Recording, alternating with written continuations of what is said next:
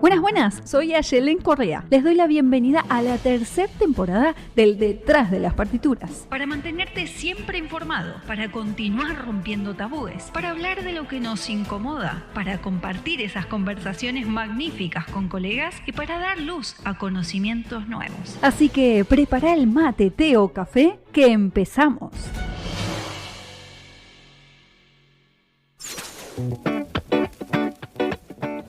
Buenas, buenas, estamos otra vez acá en el Detrás de las Partituras, pero acompañada de Sandra Romo. Bienvenida, Sandra, ¿qué tal estás? Hola, muy bien, ¿tú qué tal estás? Muchas gracias por invitarme. Ay, gracias a ti por sumarte acá en el Detrás de las Partituras y vamos a estar hablando detrás de nuestro cuerpo como músicos y quisiera que nos cuentes qué haces y quién es Sandra, porque puede que acá en el Detrás no te conozcan y me encantaría que así lo hagan. Claro que sí, me presento. Yo soy fisioterapeuta egresada hace muchos años, por ahí del 2004, y me titulé con una tesis en donde abordé las problemáticas de los guitarristas. Hice un pequeño estudio epidemiológico y hablé sobre la prevención, principalmente a través de ejercicios de calentamiento. Y bueno, pues a partir de ahí empecé a abrazar mucho la temática del músico y ya por el tiempo de experiencia y por irme documentando, ir trabajando con mis propios protocolos, pues ya soy especialista, ¿no? Realmente la especialidad como tal en México no existe. Me imagino que en otros países sí habrá alguna pequeña curso, diplomado, formación, pero sí, a nivel especialidad no la conozco. En cuanto a qué más hago, bueno, yo en el 2010 me formé como cadenista. Este es un método que aborda las cadenas musculares y articulares. Hay varios métodos. Yo el que estudié es belga. Quien lo ideó, quien lo comenzó fue Madame Godelieve Denise Struijff. Y después esto me fue llevando hacia el lado psicocomportamental, a darme cuenta de la importancia que hay del fundamento y de la base en las emociones. Entonces profundicé e hice como una formación en psicoterapia corporal, que se llama psicoterapia funcional. Y bueno, esa es una especialidad que en realidad tiene su auge en Italia.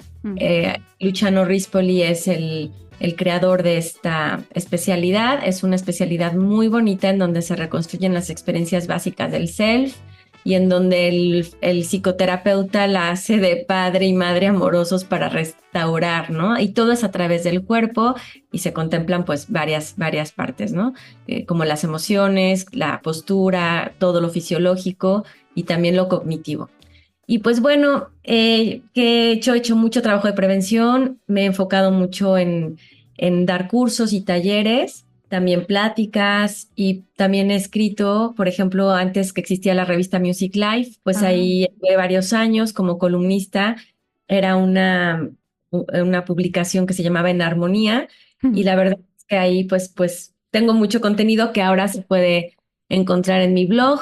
Y pues bueno, he estado cambiando de nombres. Hace mucho tiempo comencé como Clínica Sanarte, después me hice Fig Health y ahora somos Casa Zenit. Y pues estamos aquí en Cuernavaca. Tengo mucho tiempo dedicándome a los músicos y gracias por la invitación, porque sé que todo esto tiene que ver con atender, prevenir, cuidar, promover la vida en los músicos. Tal cual, quienes nos escuchan, que es de todos lados del mundo, Cuernavaca queda en México, así que nos situamos geográficamente por ahí.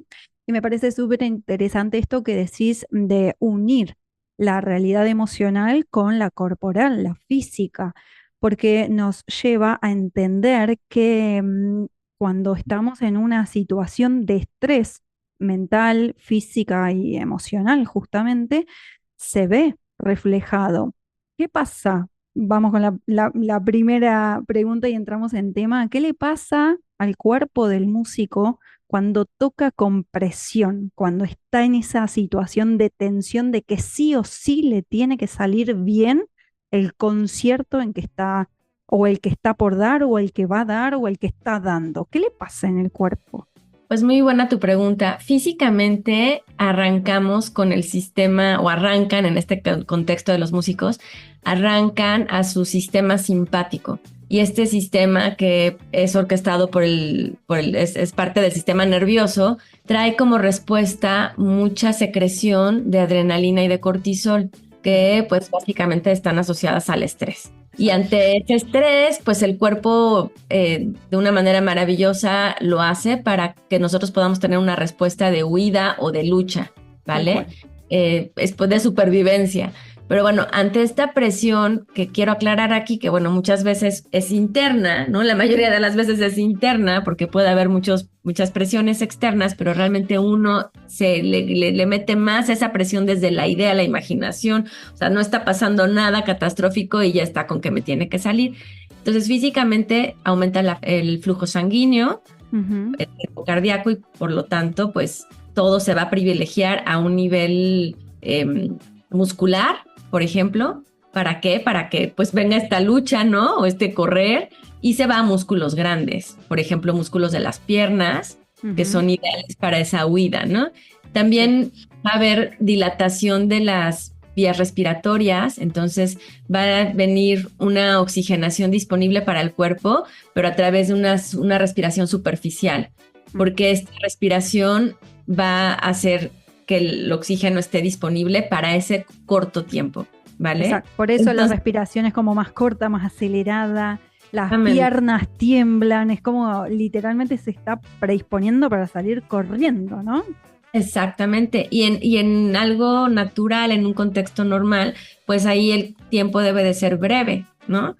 Aquí estamos en otro contexto que, bueno, ahorita detallo un poco más. También va a haber una liberación de la glucosa en la sangre, entonces ya no importa si comemos o no azúcar, aquí la glucosa se libera, que a propósito sí está muy documentado que es justo en la carrera, en la preparación profesional, cuando se aumenta de peso, cuando las jóvenes, las y los jóvenes tienden a aumentar de peso porque una no duermen, dos están bajo presión y tres, o sea, es esto. Y bueno, obviamente el estrés lo que hace bajo esta presión, pues, bueno, y descuidan su alimentación, esa era la tercera, pero la segunda que acabo de mencionar, que es la de la presión, es la que hace que realmente aumenten de peso, porque podrían comer una vez al día, pero realmente eso, pues estarlo manteniendo en su sangre todo el tiempo como a modo de conserva, ¿no? Y también viene una contracción muscular constante y presta al movimiento, ¿no? Entonces los músculos aumentan su tono, aumenta su tensión y esto pues si se mantiene puede generar dolor y rigidez, ¿no?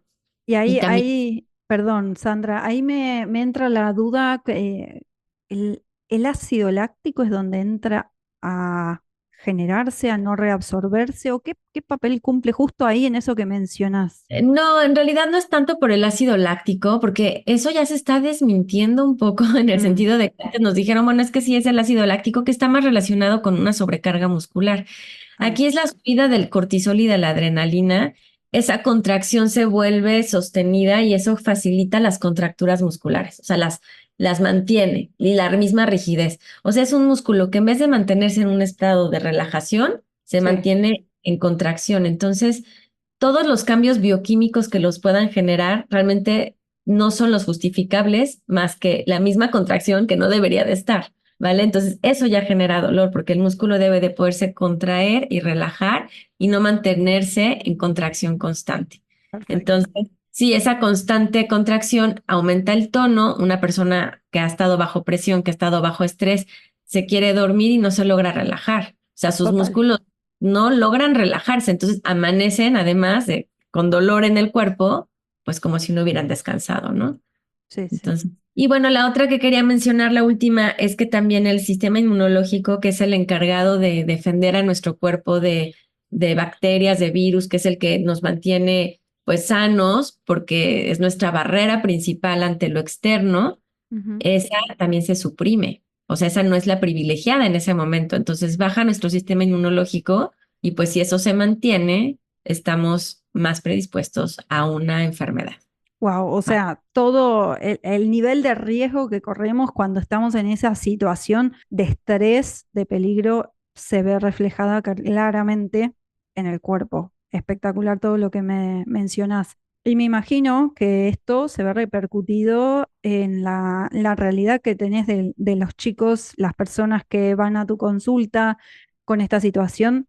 de una consecuencia de sostener en el tiempo este nivel de estrés y este nivel de agobio físico. ¿Qué problemáticas son las que más se repiten una y otra vez ahí en tu consultorio o en el espacio de consulta y acompañamiento? Claro, esto tiene mucho que ver con la etapa y tiene mucho que ver con la manera en la que cada uno se trata a sí mismo. Por ejemplo, he tenido consultantes que en cuanto empiezan a sentir tensión en su cuello y dolor en su cuello, hacen su cita porque no quieren tener esas molestias. Y hay consultantes que inmediatamente lo asocian a esta sobrecarga y no nada más a lo postural, sino a esta Ujú. sobrecarga y esta presión, llamámosle intrínseca de estrés. Y también hay personas que están, o sea, y suelo tener personas que están muy desconectadas de sus propios cuerpos y de cómo la emoción está impactando negativamente a su cuerpo. Y Sí. suelen ser las personas que ya llegan con una tendinopatía, como de ya me duele la mano, ya me duele el pulgar. Y cuando les pregunto, ¿y el cuello desde hace cuánto tiempo te dolía? Y me dicen, bueno, es que se llevó 15 años, pero no me había dejado o sea, yo podía seguir tocando y este sí ya no me permite tocar, ¿no? Claro, Entonces, ahí, perdón, ajá, ahí es donde el músico lleva su locura a un punto extremo de hasta que no puedo, o sea, no puedo tocar, no voy a consulta. así es, Es así es. tremendo. Sí, entonces bueno, aquí recibimos pacientes con esos dos panoramas, ¿no? El Mm. paciente que te atiende porque no se quiere sentir incómodo, que muchas veces empiezan desde los 16, 18 años o a los 20, o sea, empiezan como de yo antes no estaba así, cuando les voy preguntando, bueno, y es que, ¿qué has dejado de hacer, no? Pues es que desde que estoy en la carrera ya no duermo, ya no como, y además dejé el ejercicio, son varias cosas que van sumando, ¿no?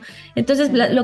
lo que solemos ver aquí más son los síndromes por sobreuso, que son lesiones musculares, como esto acumulativo, que se Mm. va abarcando un músculo y otro músculo y otro músculo, y son lesiones que pues acaban siendo tratadas con reumatólogo porque no ceden a los analgésicos, no ceden muchas veces a un tratamiento de fisioterapia convencional. Y bueno, de ahí nos vamos a las tendinopatías, a los problemas en la columna, muchos de índole postural, pero también van de la mano con lo emocional, y muchas actitudes escolióticas, Sí. cervicalgias, lumbalgias y pues gangliones o quistes también son comunes. Bueno, esas son Sí. las que frecuente atendemos, de todas. Realmente trato con la distonía focal, que bueno, ya cuando me presenté no lo mencioné, pero soy pues realmente especialista tanto en dolor crónico, o sea, en personas y músicos que ya llevan años con dolor, que no ceden al tratamiento convencional, y también en distonía focal, que es un padecimiento más hacia lo neurológico Ujú. y que tiene que ver con un desorden de movimiento, con dedos que no obedecen, donde hay pérdida de control, o también en la boca y en otros músculos, ¿no? Sí, podemos hablar de ahí de lesiones activas y pasivas. Podemos decir que la parte más focal esta de que se me paralice un músculo sería como una lesión que me imposibilita y la otra, y sí, las dos se imposibilitan, una desde el dolor y la parálisis y de la otra directamente que no responde el cuerpo, ¿no? Digo también activa porque he conocido un colega, lo he visto, aparte que tenía como entablillado el dedo porque el dedo se le movía solo, ¿no? Esta cuestión de, bueno, ¿qué pasa acá? Contame un poquito porque me parece súper interesante estas dos realidades. Sí, bueno, esto de que el dedo se mueva solo y de que realmente ha perdido uno la capacidad, porque no solamente vienen con dolor, muchas veces es por falta de movimiento o porque el movimiento no sea de calidad, ¿no? Mm. Entonces, realmente en este sentido, sí, estas son, como lo mencionas, dos realidades y sí tiene que ver con lo pasivo y activo, porque por decir, hay personas que ya llegan con un dolor crónico o con una alteración de movimiento crónica que no han podido resolver de ninguna manera y ya llegan con una depresión. Y hay quienes porque tienen 10 días con el dolor, el cansancio, vienen un poco espantados, vienen un poco ansiosos, Mm. porque quieren resolverlo y tienen el examen en un mes, ¿no?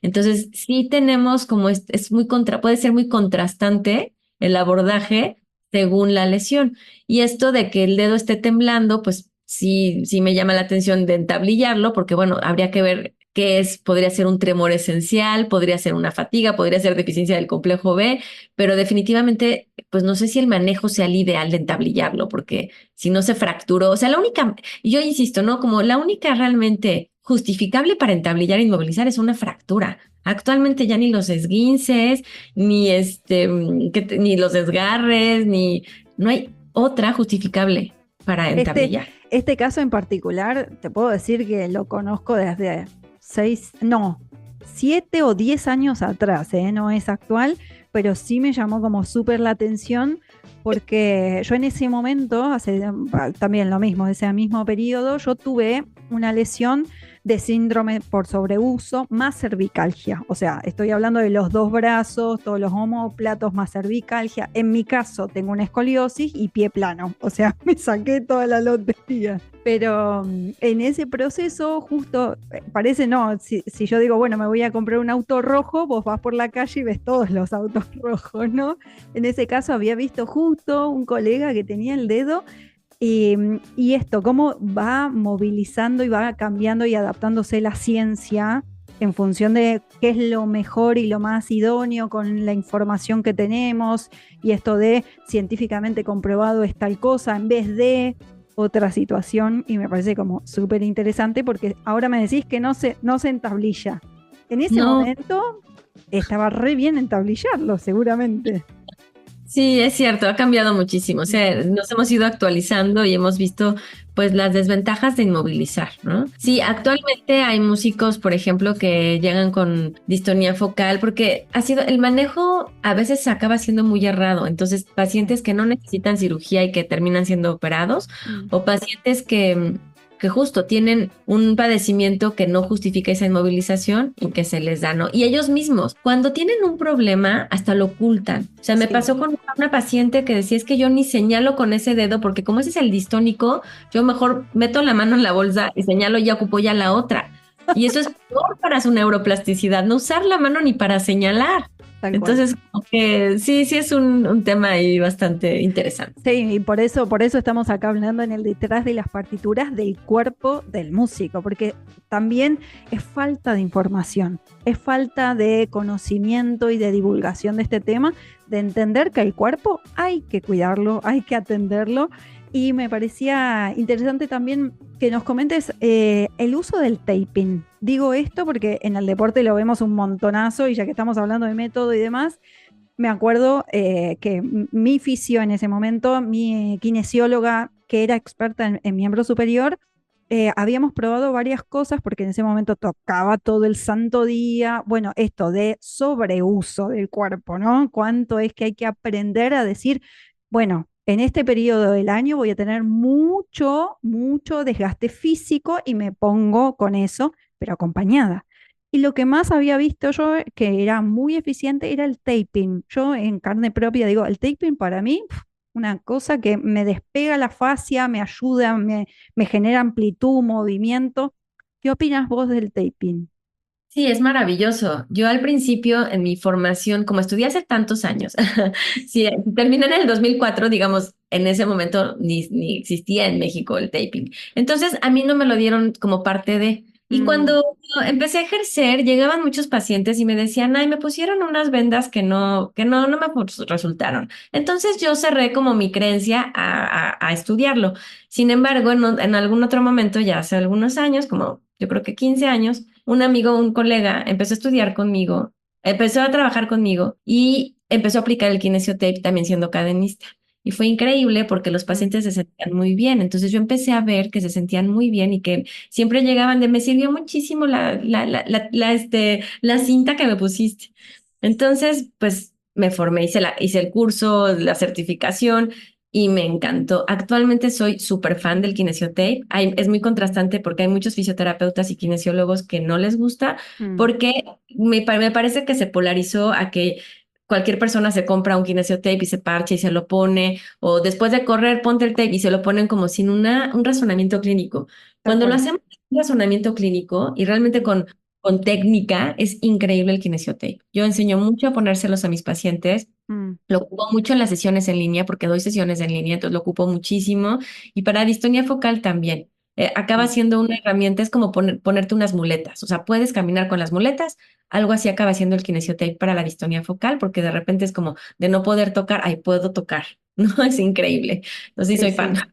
Tal cual, digo, para el que no conoce qué es el taping y solamente nos está escuchando, y le podemos generar como una imagen del audio de qué es el taping. ¿Cómo se lo explicamos, Sandra? Es una cinta que solemos ver mucho en deportistas, como bien Sí. lo mencionaste. Es una cinta de colores que se pone en diferentes partes del cuerpo y que, bueno, está interesante porque tiene tensión. Cuando tú estiras, esa cinta tiene pegamento. Cuando la estiras, tiene una tensión. Entonces, incluso si no la estiras y la pegas, ya tiene tensión. Entonces, va esa cinta a activar o a relajar o a drenar. Y bueno, se hace tiene, como te digo, tiene técnica, depende si lo pones de arriba para abajo, de abajo para arriba, si estiras la cinta, si mueves la articulación cuando lo pones, Sí. si lo pones como en parchecito, como en juego de gato, Sí, ¿no? abierto. Yo veía que se puede Los- cortar, se abre, se expande, genera como, eh, sí, sí. le puedes dar la forma del músculo, ¿no? Es muy padre, muy interesante. Y hablando de esto, y justamente como en primera persona, yo siento que una vez que estuve atravesando primero el diagnóstico, que me dijeran, Ayelén, tenés esto, por eso te duele. Ayelén, tenés que ir con esta kinesióloga o fisioterapeuta y tener que hacer estos pasos, este seguimiento, este tratamiento para que tu cuerpo vuelva a funcionar eficazmente y que no te duela. Yo siento que a mí haber pasado por la lesión me cambió la mentalidad de cómo ver mi cuerpo. ¿Crees que esto pasa? Que el músico, o sea, los músicos con los que tratas empiezan a ver su cuerpo desde otra mirada, o sea, a partir de la lesión, o cómo sentís que pasa esto en la Sí, realidad de cuán importante es nuestro cuerpo como medio de instrumento? sí, sí, totalmente. Es muy acertado lo que dices porque a veces no pensamos en nuestra panza hasta que nos duele. ¿A poco no? ¿No? Así de ya sabes lo que es un dolor de panza, entonces ya realmente empiezas a decir, este alimento me hace bien. A lo mejor ni me había cuestionado y me encanta, pero ya me di cuenta que me cae pesado, etcétera, ¿no? Entonces, haciendo analogía, pues el cuerpo del músico a veces está muy desconectado en realidad, Sí, porque muchas veces se preparan para la técnica, se preparan para trabajar como realmente movimientos asociados a un sonido. sí, Cuando quitamos ese sonido, los movimientos quedan como si al títere, ¿no? Le quitaras la parte de arriba y dejas de moverle las cuerdas. O sea, de repente ya sin el sonido no tendrían un fin. Entonces, gracias a una lesión, y yo podría decir gracias porque la mayoría de las personas lo agradecen, mm, entonces empiezan a cambiar su perspectiva y su mismo su misma credibilidad, porque a veces creen que es por estudiar y estudiar o prepararse en lo intelectual y no se dan cuenta que si mejoran su fuerza, si mejoran su resistencia, si mejoran su conciencia corporal, van a mejorar en todos los otros aspectos, sí, como en la velocidad, en el sonido y obviamente y principalmente mm, en su bienestar, en sentirse cómodos. Entonces, de estar tocando bajo esta presión de la que hablábamos, de que ya tengo que cumplir con, porque ya tengo el concierto encima y me lo tengo que aprender. Porque otra de las cosas que nos pasan cuando bajamos, o cuando estamos bajo presión, es que se nos altera la concentración. uf, Es decir, a todos nos ha pasado, o sea, estamos bajo presión y nos equivocamos más y la concentración se va. Entonces, sí, realmente en esta conexión corporal, lo primero a lo que nos lleva una lesión es al descanso, al reposo, hacer la mm, pausa. sí, Y hay algunos a los que incluso empezamos a platicar, por ejemplo, a estudiantes, de decir, oye, ¿qué tal que platicamos de darte de baja un semestre o un año? O un año, porque muchas veces estar bajo, la mayoría de las veces estar sin presión les va a ayudar, entonces centrarse en su alimentación, en dormir, en estudiar con calidad, en mejorar hábitos. sí. Entonces, realmente yo sí creo que es una gran oportunidad. Ojalá que no tengamos que atravesar por una lesión. Ojalá. Sí, y aparte este concepto de de que si me lesioné es porque era por falta de técnica. Este run run interno de todo el tiempo de solamente el que se lesiona es porque o estudió mal o no tiene la suficiente técnica o porque realmente no es eficiente o no está apto para, que esto no solo se ve, y yo en mi realidad hace 10 años atrás lo escuchaba, sino que también en los músicos actuales se sigue sosteniendo y no importa en el lugar del mundo en que estés, en el proceso de investigación del año pasado, esto surgió todo el tiempo. Y entender Ah, como que también hay una falta de información, como estábamos diciendo, la divulgación. Y ahora me meto un poco en el terreno educativo. A nivel de deporte, sabemos muy bien que tenemos el rol del coach, del entrenador, del quinio, el psico, o sea, hay un equipo atrás de, por ejemplo, un tenista. El tenista no gana el slam solo. Acá entendemos como históricamente que solamente el instrumentista llega a donde llega porque es un erudito y llega mm, solo. Yo creo que acá también hay como un error educativo de esa falta. Yo creo que hay una fisura, pero quisiera pensar y involucrarte en este análisis de qué tipo de fisura vos percibís o dónde está este error, esta falta de habilidades para tener conciencia en el cuerpo.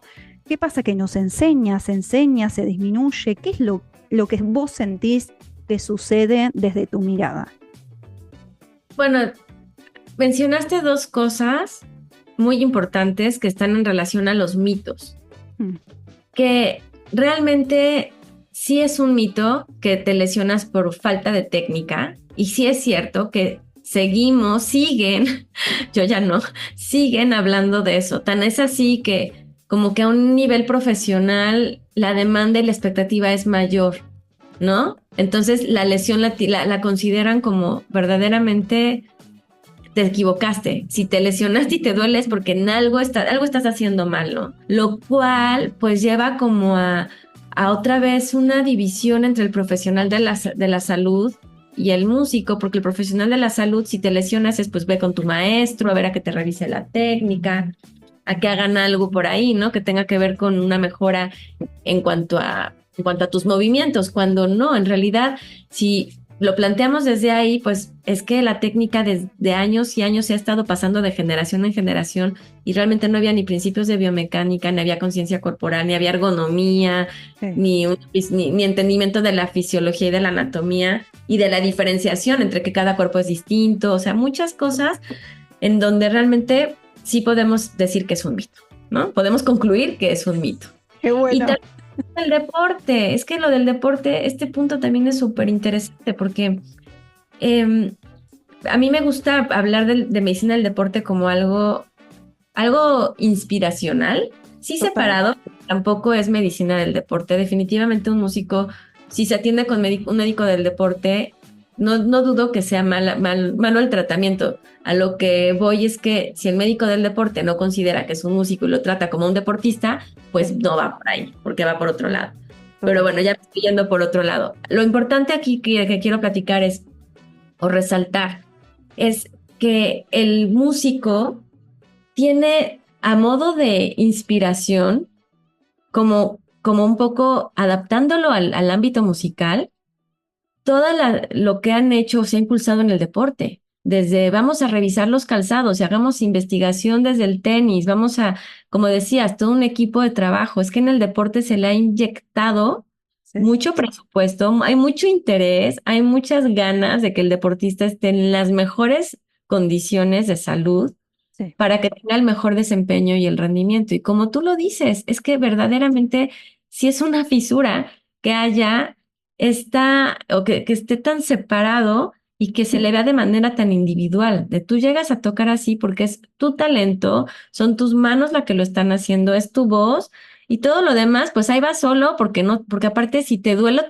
te equivocas, estás muy mal, ¿no? Total. Sí, sí, sí. Y es culpa tuya. Le agrego eso. Y es culpa tuya.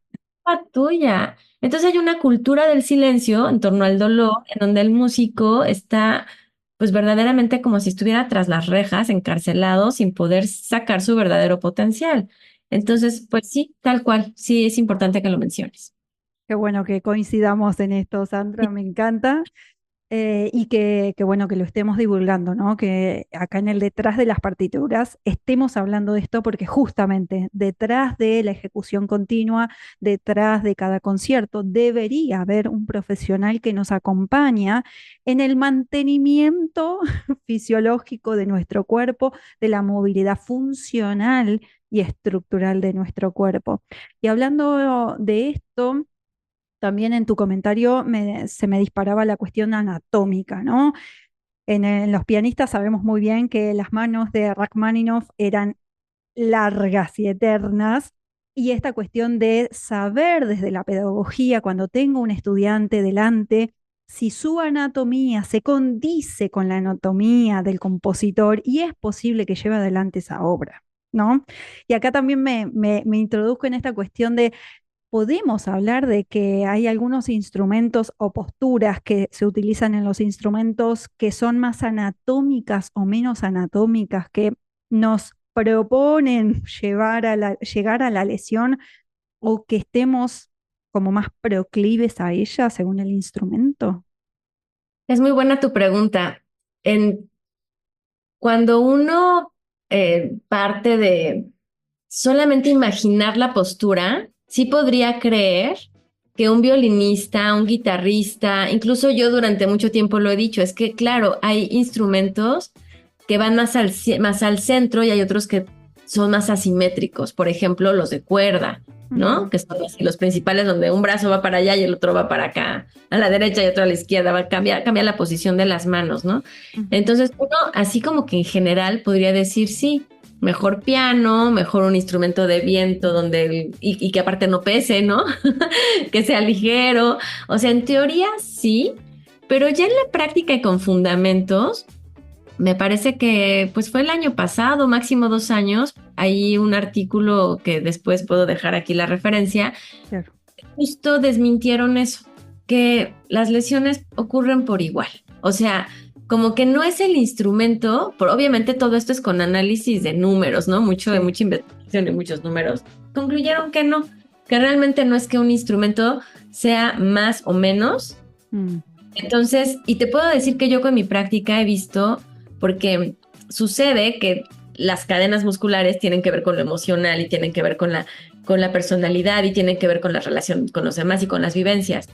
total. Claro que también vamos llevando al cuerpo según nuestro uso. Por Sí, ejemplo, pensemos en una bailarina de danza clásica, pues por hacer tanto la punta, ella en reposo, sus pies van a caer en punta, claro. ¿no? No tan neutro como los nuestros, como en el punto cero. Igual con los músicos, evidentemente un músico, incluso ellos lo notan en sus manos. Es que mi Sí. mano que hacer extensiones es la que está más desarrollada y abre más que la que no lo está trabajando, Total. ¿no? El cuerpo se amolda a lo que lo Hola, usemos. claro. Sin embargo, o más bien, además de eso, tenemos lo que te digo de la emoción, la predisposición. Entonces, en las piernas musculares hay unas que dominan del lado derecho, hay otras que dominan del lado izquierdo. Y bueno, aparte le metemos que si somos diestros, somos zurdos. Y entonces, cuando yo les hago el examen postural, encuentro muchas actitudes escolióticas, en donde los músculos del lado derecho y los del lado izquierdo se están peleando a la columna vertebral Uf, y muchas veces son en correspondencia con su instrumento. Por ejemplo, tengo al paciente que le tomo la fotografía y le digo, es que haz de cuenta que tienes puesto el contrabajo. O sea, aquí tú está para allá, todo está igualito. Es como si tuvieras puesto el instrumento y nada más te lo quitamos para la foto. me encanta. Pero hay veces que no, hay veces que tocan el violín y en vez de estar posicionado para allá, está para el otro lado. O la Uf. posición de la mandíbula, que si se va hacia adelante, pero toco flauta transversa. O sea, Mm, hacia prognatismo, como se va hacia adelante, la mandíbula hacia adelante, pero la flauta transversa necesita que esté un poquito hacia atrás para que salga el aire. Entonces, muchas veces, como que no es nada más del instrumento. Y lo mm. menciono porque sería meternos como en un área de, a ver, vamos a ver tus manos, vamos a ver tu cuerpo, y entonces yo te digo para qué instrumento sí puedes y para qué no. Podría funcionar, pero podría ser que también entren los diseñadores, los ergonomistas, y entonces hagan que esos instrumentos sean mucho más amables con el cuerpo. Como por ejemplo la flauta transversal, ahora ya hicieron, me parece que en Alemania, una especie de boquilla en donde ya se puede posicionar hacia enfrente, como una flauta dulce. O sea, ya no tenemos que hacer toda una lateralización de la cabeza, Ay, ¿no? Dios, claro. Pues compromete y los brazos quedan tan asimétricos cuando pueden estar mucho más al centro. Sí. Porque la verdad es que tener un cuerpo, una postura ideal, un cuerpo súper equilibrado, cero tensiones, cero, es muy utópico. La realidad Sí. es esa. Actual, no nada más por la música en la actualidad. Y luego le añadimos la música, uff, Es un combo hermoso. Y te voy a sí, agregar algo, creo que también nos estamos dejando afuera de esta cuestión de lo que traemos genéticamente. Yo hoy hablaba de mi realidad y hablo de mi historia familiar, genética, física, que tiene que ver, ahora que dijiste la mandíbula, bruxismo. Para mi familia es lo natural que todo el santo mundo bruxa y tenga todos los dientes limados. Esto de pie plano es propio genético nuestro y también el tema de la escoliosis o compensación de la columna es genético. Entonces, si yo encima le sumo que soy pianista y estoy 800 horas sentada o mal sentada en el piano y dependiendo de esa emocionalidad que estamos hablando, cierro el cuerpo, me achico, me voy para adentro, toco tensa. Bueno, es un combo hermoso, pero ¿cómo podemos ayudar a los que nos están escuchando acá en el detrás de las partituras con esos red flags para dar luz de atención, por favor, qué pasa acá para evitar llegar a esas lesiones? ¿Qué tienen que escuchar los músicos hoy y escribir y anotarse gigante para no olvidarse de esas alertas de las banderas rojas? claro, en definitiva, el principal, el primero es escuchar al cuerpo. O sea, primeramente, escuchemos al cuerpo porque los signos y los síntomas nos van a llevar a algo. Entonces, esa conexión es primordial porque no hay otro semáforo más fidedigno que ese. Entonces, ante fatiga, ¿no? Fatiga muy localizada, como en los brazos, en la voz, Uf, eh, la postura, obviamente dolor, debilidad. Si es que antes podía cerrar y abrir una bebida sin problemas y ahora me está costando trabajo, estoy perdiendo la fuerza, temblor, o sea, cualquier signo de alarma es eso, ¿no? Principalmente también rigidez, la ujú, rigidez, la parte del cuerpo esté pues muy rígida o que haya una hipermovilidad y que también estén colapsando las articulaciones y esto pues para quienes inician, ¿no? Y también para los maestros que si los maestros detectan, oye, es que no le duele, pero yo veo que los dedos se le van y se le colapsan, esto tiene que ver con lo genético que platicabas, ¿no? Entonces ya tener sí. eso es, porque tal vez en mí es normal, pero si alguien más me lo está haciendo una observación, pues ahí podríamos revisarlo, ¿no? Entonces esa sería la primera, escuchar al cuerpo, Mm. también realizar calentamiento y estiramiento sin el instrumento previo y estiramiento posterior. O sea, como ahí es donde nos tienen que inspirar los deportistas.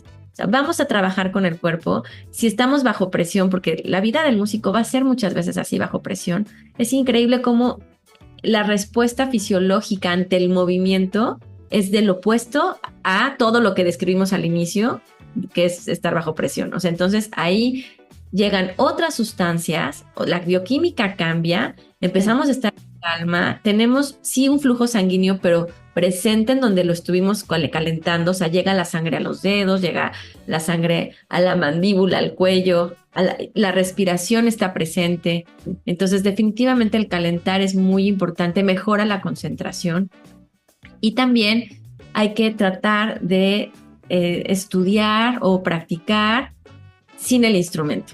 O sea, esto es, no necesariamente tenemos que llevar los movimientos a la repetición, a que nuestro error mejore, porque al final empezamos a perfeccionar el error. Entonces necesitamos también trabajar sin el instrumento como mimos, ¿no? Ujú. Como podemos poner la música, pues si estamos sacando una obra, una pieza musical, y entonces encima tratar de decodificar lo que tengo en la partitura y no irme directamente al instrumento. Y esto va a ayudar mucho porque nuestra respuesta y esta memoria y este aprendizaje lo vamos a fortalecer y también porque vamos a fatigar mucho menos al cuerpo, porque ya con cualquier instrumento ya hay una resistencia aplicada. Es Sí. como cuando uno se quiere meter a la alberca a nadar, o sea, nadar en serio, sin haber calentado. Ya el agua ya tiene una resistencia. Entonces, el calentamiento no se hace dentro de la alberca, se hace fuera, es lo mismo. Calentamos sin el instrumento tanto nuestro cuerpo físico como nuestro cerebro. Entonces, es muy importante trabajar sin el instrumento. Y bueno, estar muy atentos ante los síntomas. También es muy importante como músicos, yo les aconsejo que tengan un acompañamiento aunque no estén ya a nivel profesional, con otros músicos. Total. Siempre ya tener esta visión amplificada y irnos más allá de lo conocido, o sea, irnos más allá de mi género musical, si es clásico, pues también entrar a pop, ¿no? A algo que me ayude y que me alimente, porque motrizmente, motrizmente cambia. Y tener Total. compañeros de trabajo, maestros, tutores, como lo quieran llamar, también es muy saludable porque nos van a poder hacer observaciones y retroalimentación. Y ojalá que juntos hagamos una cultura más de la retroalimentación y no de la crítica que de constructiva no tiene nada, ¿no? O sea, una crítica en donde más bien hay un juicio ahí y hacen sentir mal al otro, ¿no? Sí. Entonces, bueno, y definitivamente mejor tener en cuanto al cuidado del cuerpo, Mm, tener buenos hábitos, alimentación suficiente durante el día, porque a veces dejan el cuerpo en inanición, ¿no? sí. Muchas veces esto mismo del deporte entra aquí porque me voy a preparar para un partido, ¿no? Y entonces tienen todo un nivel de proteínas, tienen a su nutriólogo, Sí. tienen qué sí comer, qué no comer el día anterior. Y los músicos están muy desconectados de eso. Sí. Como, ¿qué debería de cenar si mañana tengo una presentación, un recital a la 1 de la tarde? ¿Qué debería de cenar? ¿Cómo me hidrato? ¿No? Entonces, tener a la mano, sí, realmente fuentes de nutrición son muy importantes. Tener a su nutriólogo de cabecera, en donde tal vez va a ser más una asesoría y en donde tiene mucho que ver su rendimiento, su fisonomía, si hace o no ejercicio. O sea, aquí no se puede dar como algo general, pero sí les podría decir idealmente de 3 a 5 veces al día, procurar cenas pues más con ensaladas, evitar los carbohidratos procesados, sí los Mm, que son frutas y los que hay en verduras. Y bueno, superfoods, ¿no? Como músicos tienen que tener una alimentación importante para que puedan, no nada más lo que está en la mano, sino además alga espirulina, mm, chía, maca, o sea, tener alimentos que les ayuden tanto al cerebro como a su cuerpo, en donde a veces pasan muchas horas. Aquí en México tenemos contextos de músicos de banda, por ejemplo, que pueden estar 5 o 6 horas porque es otra hora y les pagan otra hora y en el momento los contratan por 2 o 3, pero acaban siendo 6 o 8 horas de tocar, ¿no? sí. Entonces, bueno, sí, realmente creo que estoy abarcando lo más importante, hacer ejercicio. Esa es otra importante. Mm. Hacer ejercicio es muy importante porque cuando empezamos ya a cansarnos del cuello y de los hombros es porque tenemos sedentarismo. Y actualmente para combatir el sedentarismo hay que hacer movimiento extra. Total, y aparte entra a compensar el cuerpo. Siento como que si estoy todo el tiempo para adelante, la panza está toda contraída justamente porque son los músculos que tengo para abajo y todos los músculos de la espalda están en hiperextensión. Entonces, como buscar la forma de contrarrestar el movimiento y demás. Y quería sumarte esto que estabas diciendo sobre la nutricionista.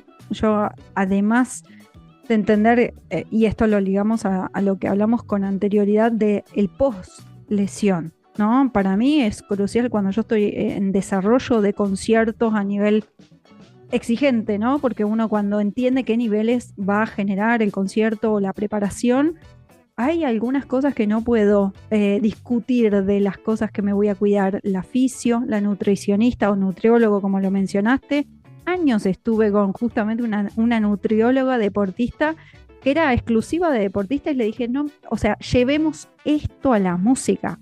Usame como ratón de prueba, pero probemos. Y ahí es donde conocí las bayas de goji, un superalimento que casi nadie lo usa, que en general no se consume, pero que es un superalimento en sí mismo. Y esto que estabas diciendo, la espirulina, el matcha y otros más, que es una obviedad para el mundo deportivo. Yes.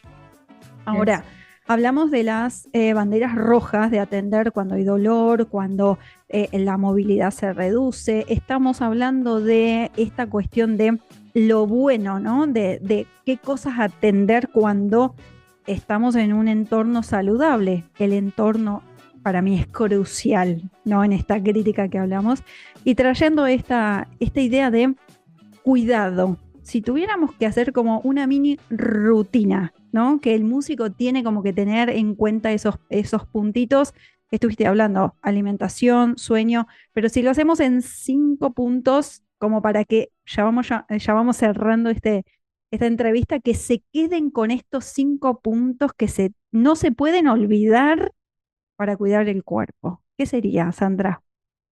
Ok, sería primero el calentamiento. El Ok. calentamiento, como lo mencionaba, ese o sí o sí. Segundo, el descanso, o sea, Bien.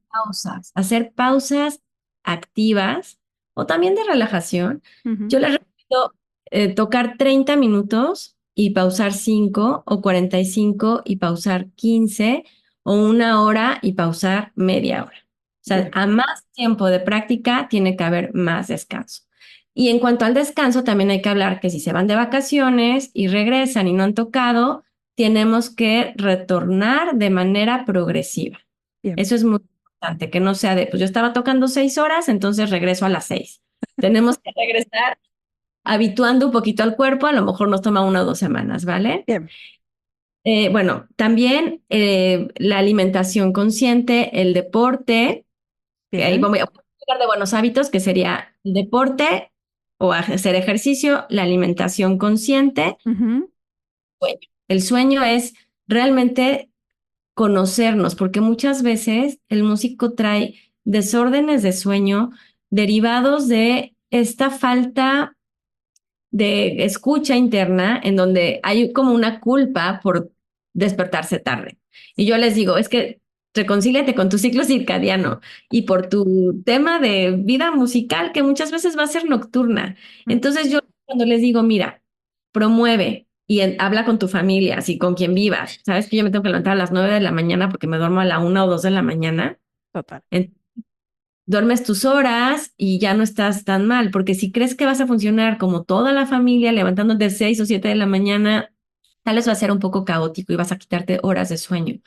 Entonces, sí creo que es muy importante que si el músico recorre sus horarios y no se sienta mal despertándose tarde, que se reconcilie con eso es muy bueno. A la par de realmente tener, pues, lo aislado, porque muchas veces son tan auditivos que su sueño es muy ligero. Entonces, yo les recomiendo que la pones en las noches, que si el white noise, porque hay veces que incluso con el tapón no se sienten cómodos, entonces pone ruido blanco, que se Mm. pone para estar escuchando ese sonido, bueno, no es música, es sonido, se llama ruido blanco, como la caída de lluvia, como fogatas, Bien. como incluso sonidos como de helicópteros o un motor que nos lleva como a sueños más profundos, ¿vale? Entonces, sí, procurar el descanso. Y también lo de seguir con algún maestro de música, algún compañero, algunas, pues vamos a llamarle cursos, clases, para aumentar nuestro camino musical y que no se quede estancado en solo lo mismo, porque a veces dejamos de brillar cuando estamos en ya la repetición, no solamente del movimiento, sino en algo que se volvió como ya cotidiano, como que ya no hay ningún reto. Entonces que de repente, como decía, ¿no? Tomen algún taller o algún curso de improvisación, algo que nos lleve a world music, algo que sea distinto, tanto en género musical como en personas que me aporten a mi crecimiento y a mi desarrollo musical. Y eso va de la mano con dar una Total. clase, que no se dediquen a la docencia, tener al sobrino, enseñar música, los va a poner en el lugar del aprendiz. Y siempre como músicos van a ser aprendices, siempre van a estar estudiando. Entonces la mejor manera de estudiar es inteligentemente, con calidad y no con cantidad. Hermoso, Sandra, me encantó. Qué mejor que cerrar así esta entrevista maravillosa, darte las gracias y que nos cuentes dónde te pueden encontrar a lo largo de todo el mundo las personas que quieran contactar con vos. Claro que sí. El teléfono de WhatsApp es la manera más sencilla. Ujú. En la LADA más 52 y el teléfono es 55 66 31 17 10. Y también nos pueden encontrar a través de la página web www.casacenit.com.mx y @Casa Cenit en YouTube, en Instagram y también en Facebook, así como Casa Cenit o como Sandra Romo. Y pues ya les paso bien las ligas más adelante, pero por lo pronto así nos pueden encontrar y me pueden encontrar. Espectacular, Sandra. Les vamos a dejar acá abajo en la descripción del episodio toda la información para quienes quieran profundizar con Sandra Romo. Por supuesto, más que recomendada, que la han escuchado en todo este episodio. Agradecidos estamos acá en el Detrás de las Partituras por tenerte. Gracias, Sandra. Y para todo el resto, hasta el próximo episodio. Gracias, adiós.